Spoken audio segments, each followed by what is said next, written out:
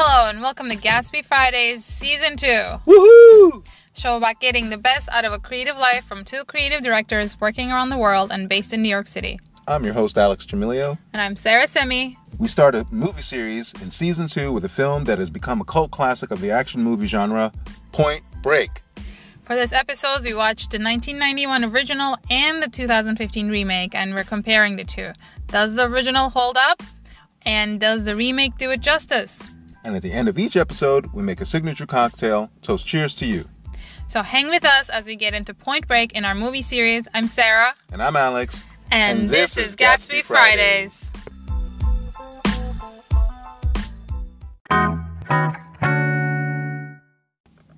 Sarah, before we get into our conversation, let's do a check-in. How are you? And what are you wearing?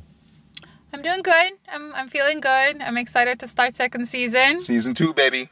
And, I was trying to, do a little beachy theme outfit for this episode, but it's not summer in New York anymore, so I can't really do the cutoff shorts and a cute beach top, so I have ripped, destroyed black denim and a sweatshirt slash... Like a moto sweatshirt. Combo. It's toasty, it's comfy, it's also got the little edginess. Yes, it's getting into theme. So that's, and my usual work sneakers. I love it. How are you? You pulled it off well. What? I think you pulled it off well. Thank you.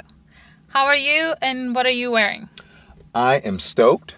I am feeling fantastic. Today, so summer's ended and we are well into fall. It's October, so it is almost end of fall, put it that way. And we are getting into the cooler months. So today was a rainy day, but to get into the theme of Point Break, I decided to do a couple of things. First, I woke up bright and early and I went skateboarding in the rain. It's not surfing, and I have not skated since the late 80s, but I wanted to get some of that in there. So I did that at the skate park this morning, and what I'm wearing... We got some cool video out of that. Maybe I'll post some of the that one video that I shot this morning. Maybe I'll do that. Yeah. In terms of what I'm wearing... Check Instagram stories. Yeah, we'll put it on the Instagram story so everyone can see my terrible, terrible skating. Very cautious. Very cautious I was. I'm wearing this t-shirt. That's a hot pink t-shirt. And it's a Warriors of Radness t-shirt. Now, I got this t-shirt in Malibu, or maybe in Santa Monica when I was in LA. And Warriors of Radness is a brand that's out of LA that is 80s surf inspired. Okay. They've since went out of business, but I got this t-shirt. Oh, that's cool. One of my dreams, and I'm just going to put it out there into the sky, into the ether of the universe, if ever an opportunity came to revive the brand, and me as creative director, I would totally take the job because I love this brand. Why don't you create that job? Let's go after it. Yeah, that's what I want. But I want the name too. Warriors of Radness is a cool name. Who owns it? Let's find out. Well, so here's the controversy. It is owned by the controversial figure Dove Charney of American Apparel. Ew. Yes, so that is the tricky part about the... Yeah, he owns the name. So you're never going to own it. Like, I wanted that to be your brand after that, but no. My God, it would be work for hire. Yeah. But still, I mean, the aesthetic is cool. We're going to be getting into Point Break, and since it's an 80s movie, it has a very, very 80s... You keep calling it 80s. Oh, I'm sorry, 90s movie. 90s movie. Early 90s. Very early 90s. That's why it's 91, so that's why I kept on thinking maybe it was. I know, it's not. It's a 90s movie, but with a 90s surf aesthetic, which I love. I love all the fashion that's in it. So I'm wearing, washed jeans, really, really washed out jeans, and checkered Vans. How appropriate. I think I'm ready to get into it. Yeah. Sarah, we started GATSBY Fridays many, many eons ago, and the hallmark of GATSBY Fridays was our movie nights. Yes, once a week. Once a week, consistently, we watched movies, and we weren't highbrow. We watched all types of movies. Everything. We art house films, blockbusters, high and low, everything. So when it came to picking a movie to start our movie series, we decided on Point Break. Why do you think it was a good movie to kick the series off with? I think we're both, like, I think we're at the phase in our lives where we're very nostalgic about good stuff from our youth a little bit. I think that played a huge role, like just reminiscing about, like, even when we did the New York Love Letter episode, like, we're reminiscing, there's this need that I keep going back to things that made me who I am now and appreciating it in a way. Maybe I'm at that age. So this is one of those, like, this is I was coming of age when I watched this. I mean, I am a couple years younger than you, and I was living in Turkey at the time, so I probably didn't see it in the summer of 91.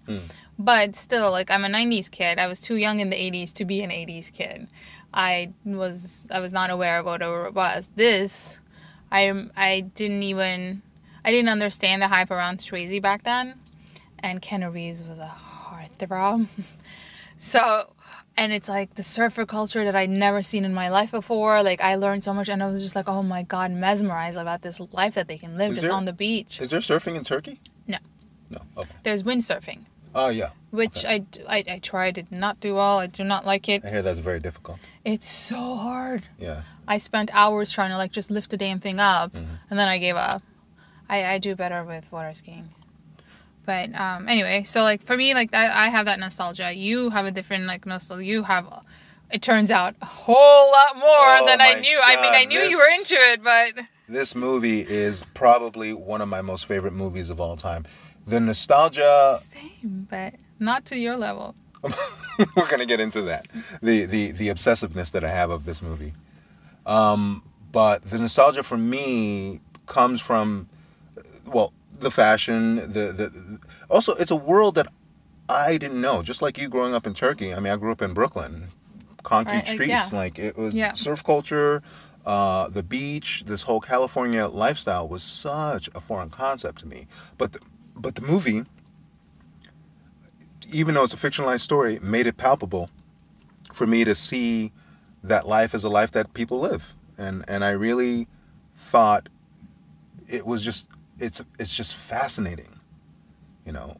And I came to the movie in, I think, college, so I didn't even watch it. I mean, so you didn't watch it when it came out either? I didn't watch it when it came out in the theater. It came out in 91, so... yeah, I mean, I watched it on a TV, on a, like, cable channel TV, like, paid cable channel TV in Turkey, so that means it must have been, like, mid to late 90s, at least, for it to reach that level. What was your first impression when you saw it? I mean, it's been so long, but I remember being, like, mesmerized by the lifestyle, like, just the idea of being on a beach, and, like, you know, we have beautiful sandy beaches in Turkey, but it's nothing like the Pacific. Like, it's different, like, the scale of the beach, the extent of it, and, like, these guys just living on the beach, bonfires at night, like, just, like, oh my God, like, bleached blonde hair. You know, like, when I was, like, you know, now I see the violence in the movie in a different way. I clearly didn't understand the philosophy and all of that stuff. I was just like, oh my God, it's a love story. It's also, like, you know, beautiful men and beautiful women. I mean, men, multiples. So, like, I didn't really fully grasp it. And I think one of the things I like about it is that every time that I watch it over the years, I picked up on something else. Yes, same. It's not just an action movie. There's a lot more, like, in-depth thinking, philosophy behind it, which is kind of like you keep discovering it over time. I mean, because of my age advancing. Also, the acting of Patrick Swayze. Oh, like, Patrick Swayze, that character and him in that character are indistinguishable. I think he makes that. I mean, Keanu Reeves definitely makes the movie what it is. I think everyone did a good job. Yes, Gary Busey. Gary Busey. I think everyone did a good job in that movie. Yeah. You know? So, and since we both love that movie, I think it had to be that one. Yes. For some reason, it was on my mind recently when we were talking about that. I didn't want to say it out loud because I just didn't want to call the movie on my own, and I was just trying to guide you the conversation. Be like, how about the 90s? And then you, like, as if you were reading my mind, you jumped in, like, yes. The thing that made this more interesting is because they did a remake, and when I heard it came out, I refused to watch it. Same. And if it wasn't for this episode of, like, you know, doing due diligence, of, like, if we're going to talk about Point Break, you cannot talk about it now without addressing the remake. It made sense, I would probably never watch the remake. I had no interest in watching it. So, but I think it made a more, like, you know, interesting conversation. It's going to, because, I mean, first, why remake a classic? Why remake something that's not broken? Yes, just write a new story. But I'm glad you picked it because now it gives us really two things to kind of measure up against each other, which is going to be unique. That's my general issue with remakes. If you're going to make it a brand new story, right? Like, I think the thing that was interesting in, not that it was a, I don't know, like a critically acclaimed movie, but when they did Great Expectations, they didn't do it like one-to-one based on the classic story. They modernized it. They put different spins on it and made it interesting. If you're going to retell the same story, like, they did a little bit of that, but it still didn't, like, it was just like, it felt like it was just like a cheap knockoff of it. But, like, just tell me a new story. Just say we were inspired by Bodhi's philosophy and we wrote a brand new story. Well, they did. They attempted. I mean, we're going to get into the nuance and the differences between the two. But they did attempt to tell a new story, and we're going to get into that. That's true. They did, but then, it didn't. I don't know.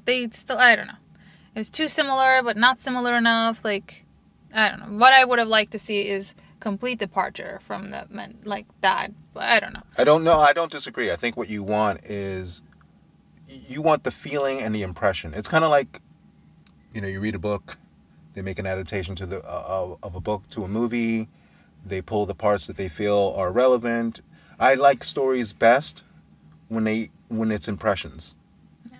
When it's thoughtful impressions. Agree. We're gonna. Yeah. Well, you like trivia and facts about movies. So tell me a couple of things about Point Break. So, here we go.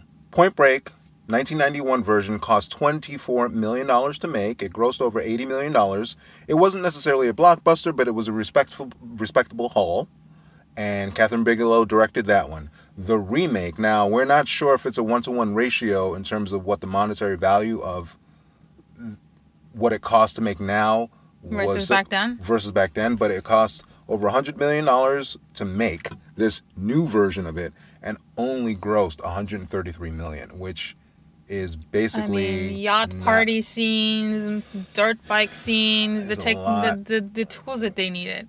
You do not need that many bells and whistles to tell an impressive story. And that's what I want, I think, ultimately to walk away from this conversation about. Like, there is a beauty to the original that was clean and simple. Did it win anything, the original?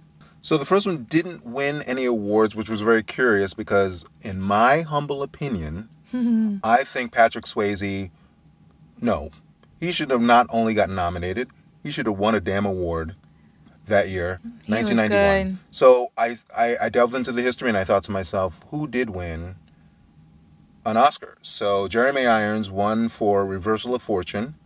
Kathy Bates won Best Actress for Misery, which was a very good movie. But the most interesting fact, at least to me, was that Whoopi Goldberg won for Best Supporting Actress in Ghost, which also starred my man, Patrick Swayze. Did the remake mean anything? The remake did win. I doubt it. It didn't win an Oscar. Shocker. But it did win Best Action Choreography in the Jackie Chan International Film Festival.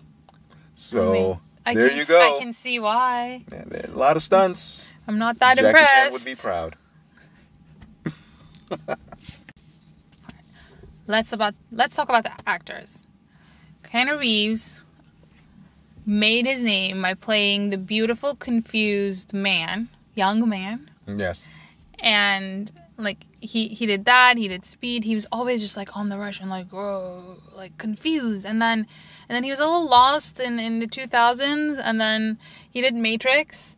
And then in the Matrix, his character is confused. So it was kind of fitting that worked out. And then he disappeared. And somehow, more recently in pop culture, he came back as this super nice, good person. Everybody respects him. Like all of this like loved figure. He became this enigma all of a sudden. Don't you think he was always that way?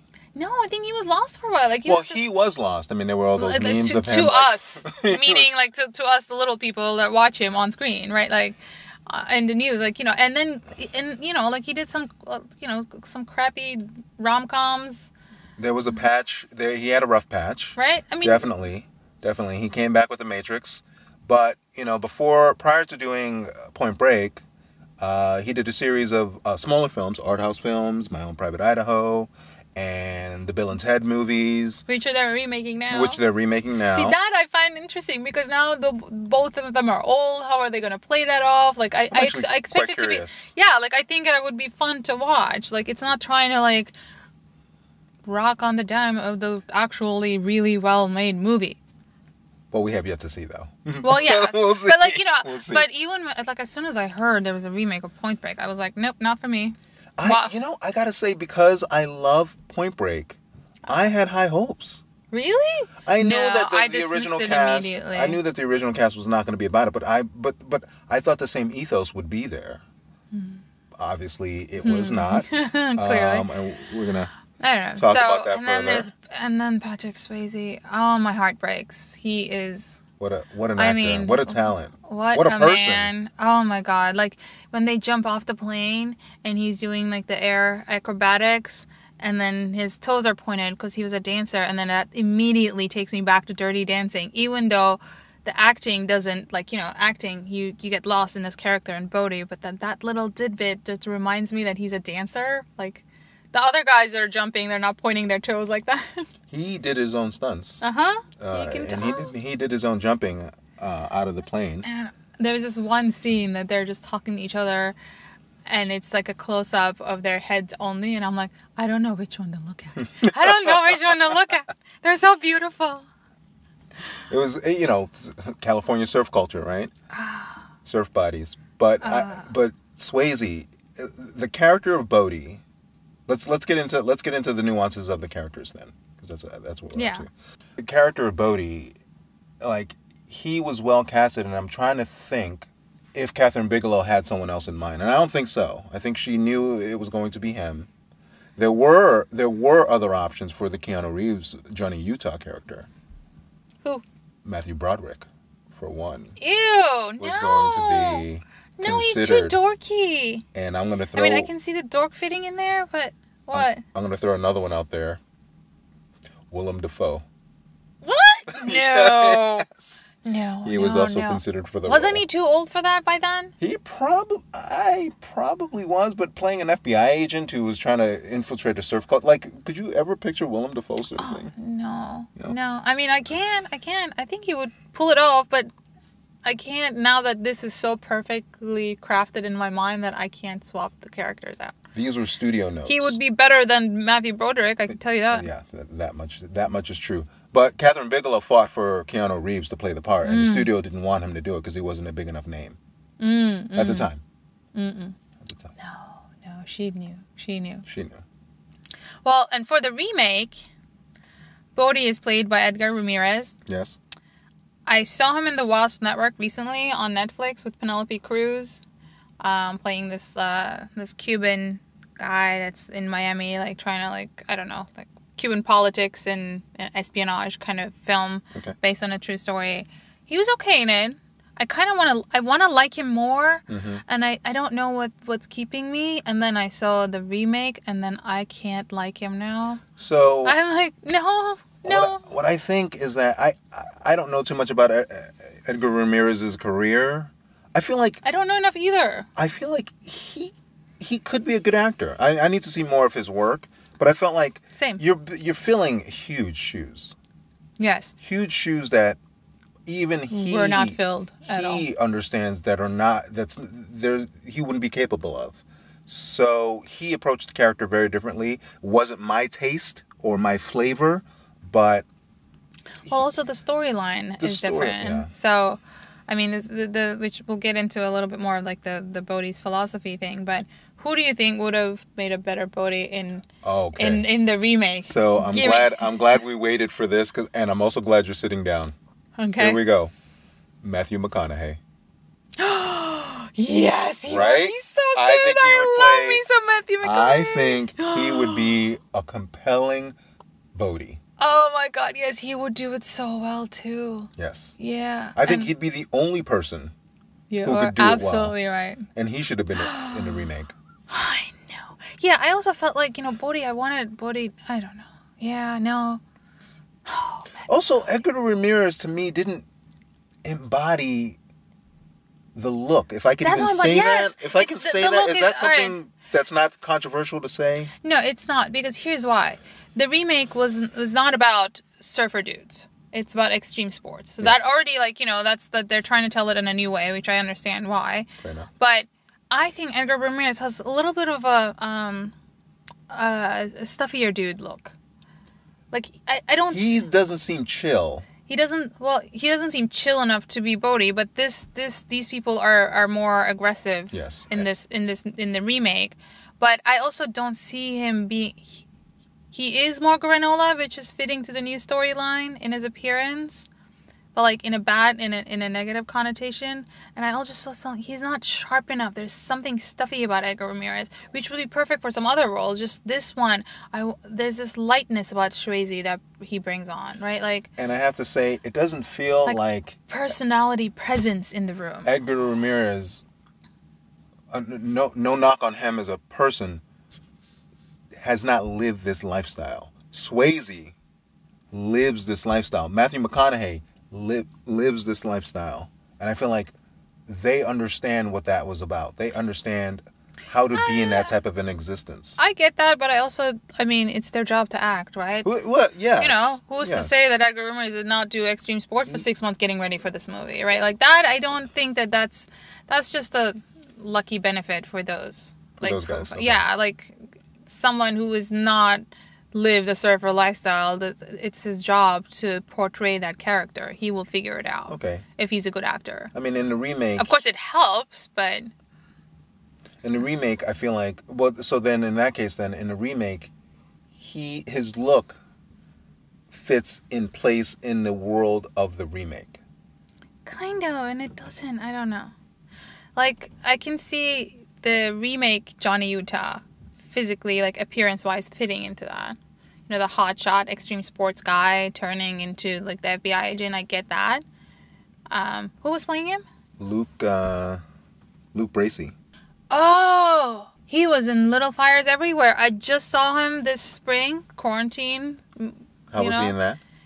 Oh, he was real good looking in that. That's the only reason I know his name, because I had to look up and be like, who's playing this dude? Because I've never seen him before. But he was playing a New York Times reporter in that, so like he was super sleek and charming with it, and I was just like, oh, hello, who is this? I found a new screen crush. I did not like him in this. I didn't even have a screen crush in it. I have another one for Utah. Who would better play Johnny Utah in a remake, Alex? Charlie Hunnam.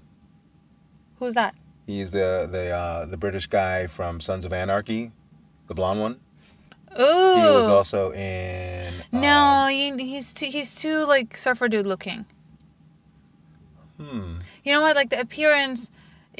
I like the contrast between Keanu Reeves' sleek, like, black hair, yes. like, combed back, and, like, the baby, pure face of, like, the white American football dude, the quarterback. All-American. Versus... Bodhi being the shaggy haired. I think whoever's gonna play it needs to be able to pull off the super clean cut look. Who would you think then? I don't know. Archie Hammer? Armie Hammer? Armie Hammer.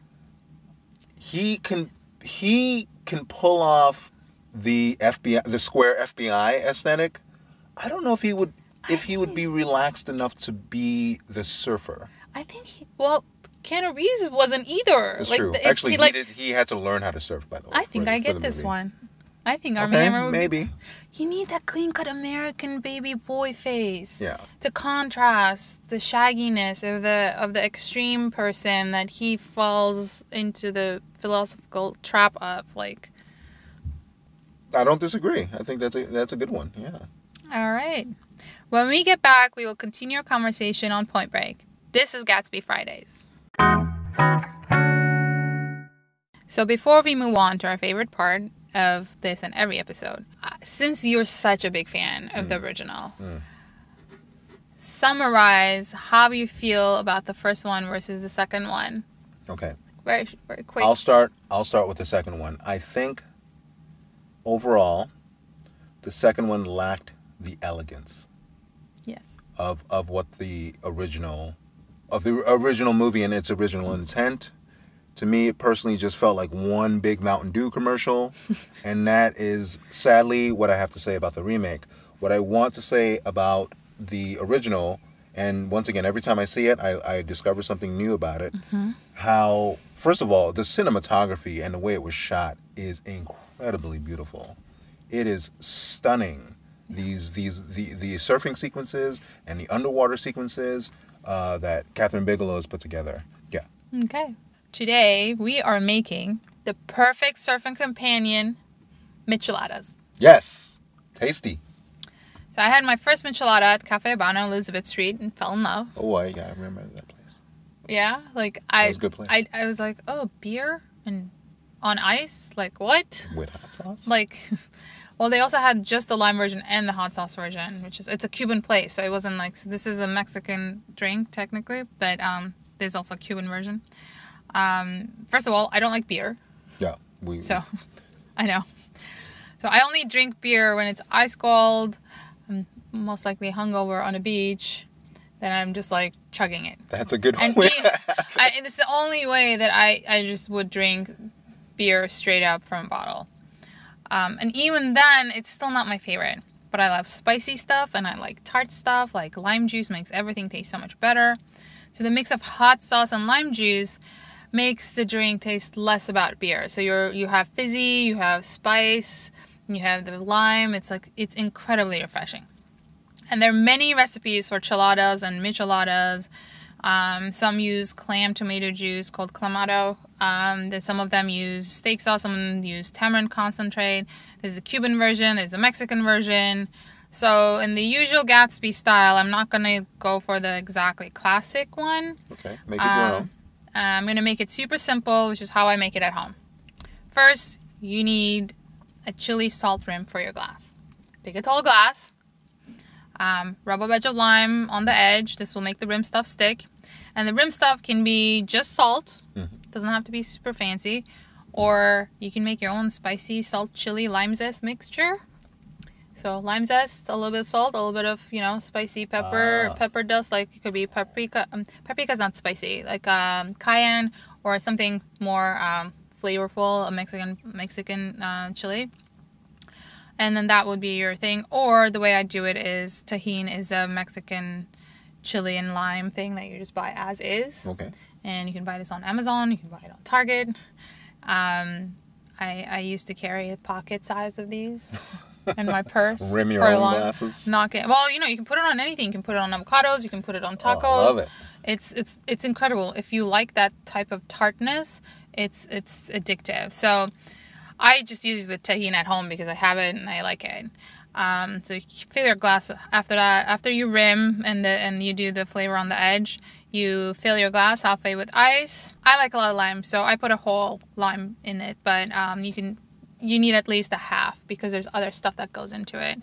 And then you add your hot sauce. And this one, it's important what kind of hot sauce it is. So you have to pick one that has a little bit of a kick, but depth of flavor from the chilies, and definitely not garlicky. So you can't use Tabasco, you can't use Sriracha. I made the mistake of buying the wrong Cholula once. That was a garlic flavor. It was not good. So Okay. From experience, no garlic. So a Cholula, Tapatio, or Valentina all would work. They have a little bit more like flavor depth and then the heat. And we're going to use the only beer I like, which is a Negro Modelo. So you top the ice with lime juice, hot sauce, and then you top it with beer to fill the glass. You need some sort of a stir stick or a straw to like kind of kick the sauce and lime juice around while you're drinking it. I don't like mixing it all at once. Sometimes you get a little bit more of a spicy sip. Sometimes you get a little bit more limey sip. And that's it. It is the most refreshing, incredible combination of flavors. I'm ready to have this with crispy fish tacos. Yum. Done.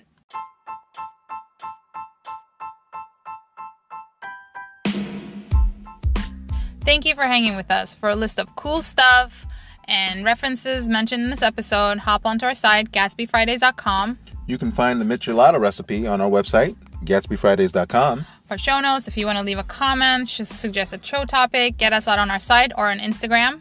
Don't forget to rate us, give us 5 stars, write a review on Apple Podcasts. It really helps and get us in front of more ears and build our audience. Or if you're a Spotify person, make sure to follow us at Gatsby Fridays. Or follow us on Instagram at Gatsby Fridays. Stay with us. On our next episode, we'll talk about things we collect. And this is Gatsby Fridays.